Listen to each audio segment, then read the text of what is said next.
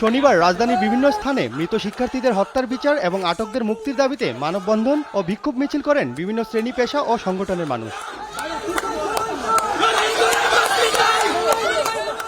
বেলা 11টার পর east West বিশ্ববিদ্যালয়ের সামনে অবস্থান নেন আন্দোলনরত শিক্ষার্থীরা। বেলা বাড়ার সঙ্গে সঙ্গে তাদের সাথে যুক্ত হয় ব্র্যাকসহ আশেপাশের বিশ্ববিদ্যালয়ের শিক্ষার্থীরা। এ সময় তারা বিভিন্ন স্লোগান দেন ও নানান দাবি তুলে ধরেন। শোভা পাচ্ছিল দাবি সম্বলিত প্লে কার্ডও। গণতান্ত্রিক রাষ্ট্র এটা? আমার কাছে তো মনে হয় না এটা গণতান্ত্রিক রাষ্ট্র। গণতান্ত্রিক রাষ্ট্র হলে কিভাবে ছাত্রদের উপর গুলি করে? আসলে আমরা হচ্ছে যে অন্যায়ের বিপক্ষে, তো অন্যায়ের বিপক্ষে আমরা মৃত্যুকে ভয় পাই না।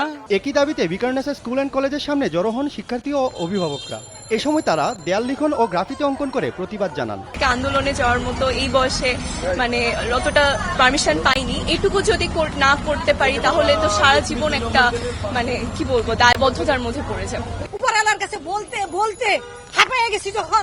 যখন বুকে একদম বন্ধ হয়ে আসছে তখন আমি এখানে আসছি। উত্তরা সহ রাজধানীর বিভিন্ন এলাকায় মানববন্ধন ও বিক্ষোভ কর্মসূচি পালন করেন আন্দোলনকারীরা।